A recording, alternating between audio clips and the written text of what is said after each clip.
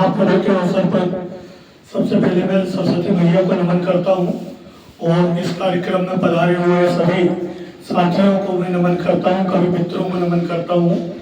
और उसके साथ ही हमारे सीहोर की 4-5 हस्तियाँ, जिसमें रमेश अटीला जी भी हैं, अपने मोहन भैया भी हैं, अपने कैलाश गुरु स्वामी भी हैं, अपने कासर जी भी हैं, अपने लक्ष्मीनारायण जी राय भी हैं, जो मतलब आज नहीं है इस दुनिया में, लेकिन उनकी कविता, उनकी कुंडलियाँ, उनके दोहे और उनका स्वभाव, उनका मजाक, उनका सरलपन, उनका मृदुभाषी, ये हम लोगों को सीखने का मौका देता है, हमारा मार्गदर्शन आज भी करता है।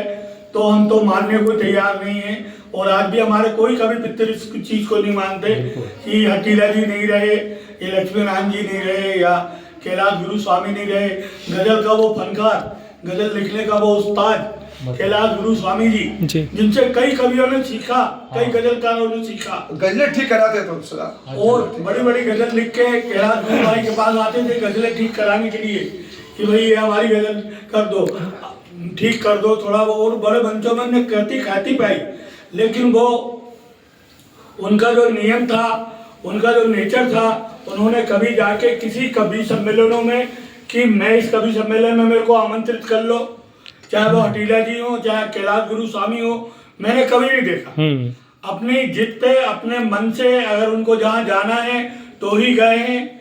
पारिश्रमिक के पीछे कभी ना झगड़ा देखा और ना वो कई बड़े बड़े मंचों पे जाके उन्होंने अपनी प्रस्तुति दी। और जो प्रस्तुति थी वो आज भी बड़े बड़े मंचों में याद की जाती।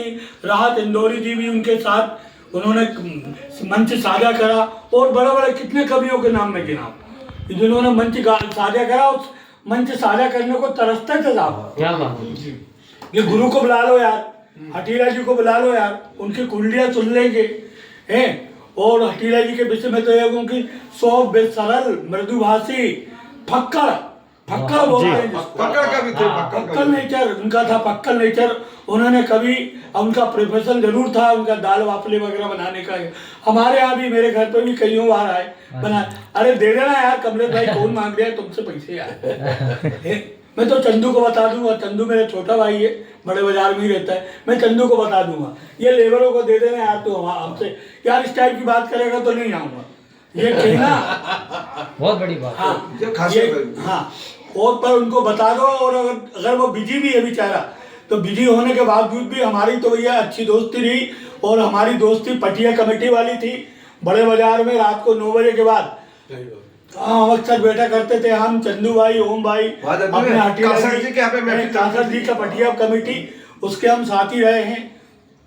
और अचानक उनका भगवान प्रभु ने उनसे हमसे ले लिया और हम लोग यहाँ रह गए। लेकिन आज भी उनकी कुंडलियाँ, उनकी कविताएं और जो अपनी धरोहर वो छोड़ गए हैं, एक तो पुत्री मोनिका अटीला के रूप में, जो सबको मालूम है आप अंतर्राष्ट्रीय मंचों पर सराही जा रही है वो, और सुप्रसिद्ध कवित्री हो गई। हम लोगों को घमंड है इस बात का कि कम से कम उसका फोन आता है तो बोलती है हाँ कमलेश चाचा बोलो हैं। और उनका सुपुत्र अखिलेश अटीला, वो भी उसी प्रकार का मेरे को सम्मान देते हैं, वो सभी को सम्मान देते हैं। और वही नेचर उसने भी पाया है, वही नेचर मोनिका ने भी पाया है, वही नेचर उनने भी पाया, अखिलेश ने पाया है। बस आज हमको याद करते हुए हमारा दिल तो जरूर भर रहा है, लेकिन होने को कौन टालता है, कौन टाल सकता है होने को। और हम सब बसंत पंचमी के अवसर पर, क्योंकि सब ये तो हम तो सरस्वती पुत्र अपने को कह ही नहीं सकते, ये बड़े बड़े कविगण जिन्होंने पूरे सीहोर का नाम रोशन करा, तो हम उनकी तो सरस्वती पुत्र रूपी धूल आज उनको श्रद्धा से नमन करते हैं। अभी भी फोटो में ऐसे लग रहा है हंस रहे हैं, क्योंकि हमने उनको कभी गुस्सा देखा ही नहीं। उनके जेब से पैसे निकाल लिए हैं, उन्होंने कोई चीज खरीदी, इसमें से हमारा ये भी ले लेना, और अटीला जी के यहाँ से पैसे काट लेना, तो उसमें भी उन्होंने कभी चिड़चिड़ नहीं करी। इतना ऐसा आदमी, बिरला आदमी, बहुत मुश्किलों से दुनिया में पैदा होता है और अपनी ख्याति छोड़ के जाता है, और वो ख्याति बरसों बरस तक याद रखी जाती है। और हम भी ये अपने कवि समाज से, अपन जो सीहोर में यहाँ लोकल हैं, मैं सबसे करबद्ध निवेदन करता हूँ इस बात का कि भैया एक दूसरे की राजनीति में टांगे ना खींचे। कवियों में काय की राजनीति, बिल्कुल बिल्कुल कवियों में काय की राजनीति है।